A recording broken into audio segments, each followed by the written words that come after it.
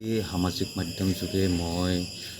আমাৰ জুৰিয়াৰ নগাঁৱৰ মাছ আপোনাৰ উজনি সময়ত বিক্ৰী কৰিব নালাগে বুলি মই সামাজিক মাধ্যম যোগে কৈছিলোঁ, যিটো নেকি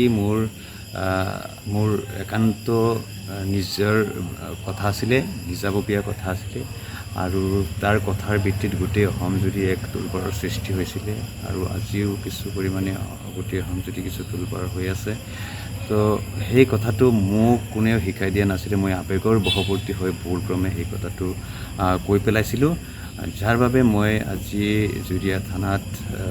উপস্থিত হৈ OC মহোদয়ৰ সন্মুখত আহি আমি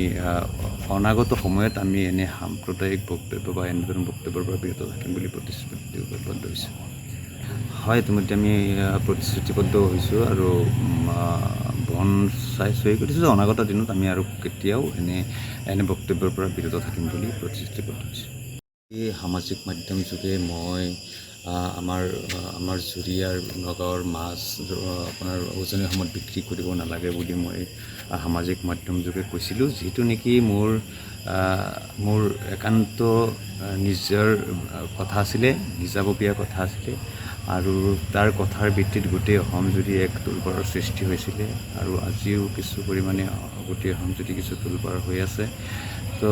সেই কথাটো মোক কোনেও শিকাই দিয়া নাছিলে, মই আৱেগৰ বশৱৰ্তী হৈ ভুলক্ৰমে সেই কথাটো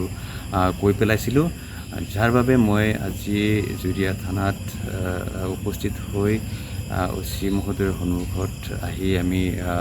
অনাগত সময়ত আমি এনে সাম্প্ৰদায়িক বক্তব্য বা এনেধৰণৰ বক্তব্যৰ পৰা বিৰত থাকিম বুলি প্ৰতিশ্ৰুতিবদ্ধ হৈছোঁ।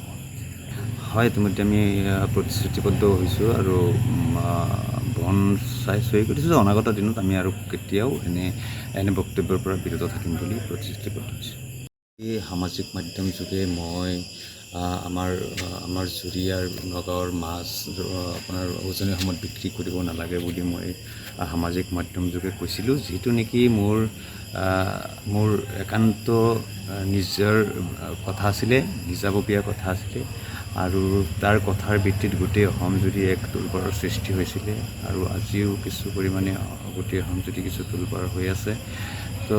সেই কথাটো মোক কোনেও শিকাই দিয়া নাছিলে, মই আৱেগৰ বশৱৰ্তী হৈ ভুলক্ৰমে সেই কথাটো